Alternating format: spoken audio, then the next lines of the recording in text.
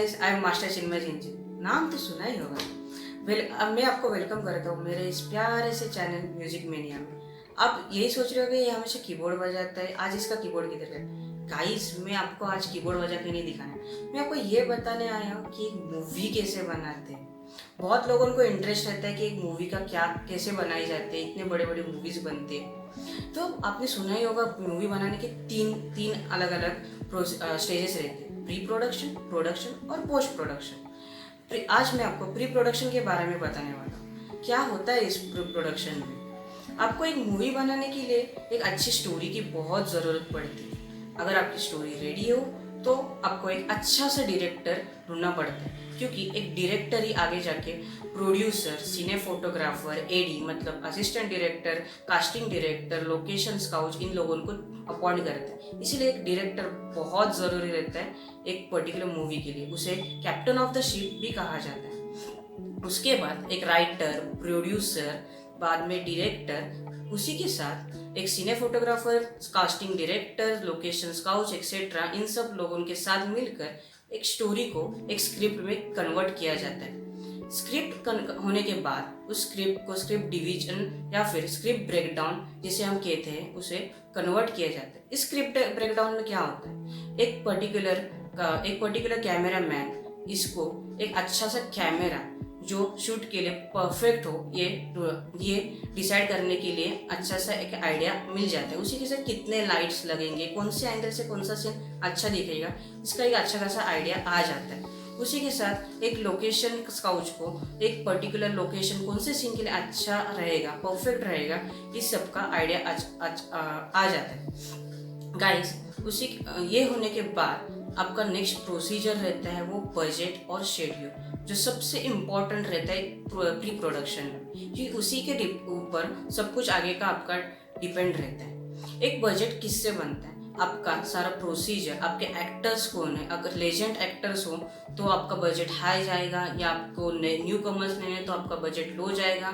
उसी के साथ आपका क्रू क्या है, आपके लोकेशंस क्या है, कितना ट्रैवलिंग होने वाला है, आपका डेली का बजट कितना जाएगा, उसी के साथ फूड कितना जाएगा, फूड का बजट क्या, ये सब के ऊपर डिपेंड होके आपका एक पर्टिकुलर बजट, फाइनल बजट बन जाता है। इसी के साथ शेड्यूल मतलब उसमें हर डे का डेली एक पर्टिकुलर लोकेशन पे आपके कितने सीन्स होंगे, आपके कितने एक्टर्स अवेलेबल होंगे, आपका कितना क्रू वहाँ पे रहेगा, इन सब का फाइनल शेड्यूल बनाया जाता है।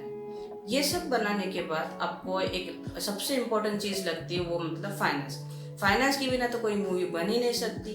तो money is very important for anything. So आपको ये सब डिसाइड होने के बाद आपको एक अच्छा खासा फाइनेंसर ढूंढने की बहुत ज़रूरत पड़ती है, जो आपके मूवी को फाइनेंस करे और आप पे ट्रस्ट रखे। Trust is very important in finance. आपको उसको बजट देना पड़ता है, उसका प्रॉफिट कितना होगा वो भी उसको बताना पड़ता है, तब जाके एक फाइनेंसर एक मूवी को फाइनेंस करने के लिए रेडी होता है। इसके बाद एक इम्पॉर्टेंट चीज़ आती है, वो मतलब लॉयर। आप यही सोच रहे हो कि फिल्म बनाने के लिए लॉयर की क्या ज़रूरत है। जी नहीं, लॉयर बहुत ज़रूरी रहता है फिल्म बनाने के लिए, क्योंकि अगर आप बड़े बड़े एक्टर्स ले रहे हो तो आपको उनके साथ कॉन्ट्रैक्ट साइन करना पड़ता है। उसी के साथ आपको बहुत बड़े बड़े क्रूज लगते हैं, प्रोफेशनल कैमरा मैन और इन सब की ज़रूरत बहुत पड़ती है। तो इसके लिए आपको उनके साथ कॉन्ट्रैक्ट साइन करना पड़ता है। उसी के साथ बहुत सारे आउटडोर शूट्स होते हैं जहाँ पे पर्टिकुलर लोकेशन के बहुत रिस्ट्रिक्शंस रहते हैं, उन सबको लीगली हैंडल करना पड़ता है। तो इन सब के लिए लॉयर की बहुत ज़रूरत पड़ती है। ये लॉयर ये सब सारे काम करते हैं। अगर ये सारी चीज़ें आपकी पूरी हो चुकी हो तो आपका प्री प्रोडक्शन का स्टेज कंप्लीट होता है। बहुत सारे मूवीज़ बजट बचाने के लिए या कम करने के लिए इस पर्टिकुलर स्टेज को मिस आउट करते हैं। उसकी वजह से उनका खुद का बजट ऑटोमेटिकली बढ़ जाता है, खटने की जगह बढ़ जाता है, और उनका प्रोडक्शन के समय, शूटिंग के समय बहुत प्रॉब्लम होता है। इसीलिए प्री प्रोडक्शन स्टेज अगर आपको अच्छी तरह से कंप्लीट हुआ हो तो आगे आप अच्छी तरह से पूरा फाइनलाइज कर सकते हैं। इसके बाद और एक चीज़ होती है, वो मतलब स्टोरी बोर्डिंग। इसमें यह किया जाता है कि एक पर्टिकुलर सीन कैसे स्क्रीन पे कैसे दिखेगा, इसका पूरा डिटेलिंग किया जाता है और एक ड्राइंग के फॉर्मेट में प्रेजेंट किया जाता है। अगर इसको आप एक सॉफ्टवेयर के थ्रू 3D मूवी में कन्वर्ट कर सकते हो, लेकिन ये उन्हीं सीन्स के लिए यूज़ किया जाता है जो बहुत कॉम्प्लेक्स हो और ड्रॉ करने के लिए मुश्किल हो। इसीलिए ये स्टोरी बोर्डिंग का स्टेप ये सिर्फ सिंगल कैमरा में ही यूज़ किया जाता है। अगर आप मल्टीपल कैमरा यूज़ कर रहे हो एक पर्टिकुलर मूवी को और या फिर एक सीन को यूज़ करने के लिए, तो स्टोरी बोर्डिंग नहीं की जाती। इसी के साथ पूरा का पूरा प्री प्रोडक्शन स्टेज फाइनल होता है और आपकी स्टोरी एक मूवी की शूट के लिए रेडी हो जाती है। गाइस, इसी के साथ अपना ये फर्स्ट पार्ट ख़त्म होता है। और अगर आपने मेरे चैनल को सब्सक्राइब नहीं किया हो तो प्लीज़ सब्सक्राइब कीजिए, और आपको मेरी आज की वीडियो पसंद आई हो तो प्लीज़ लाइक और शेयर ज़रूर करना। Thank you.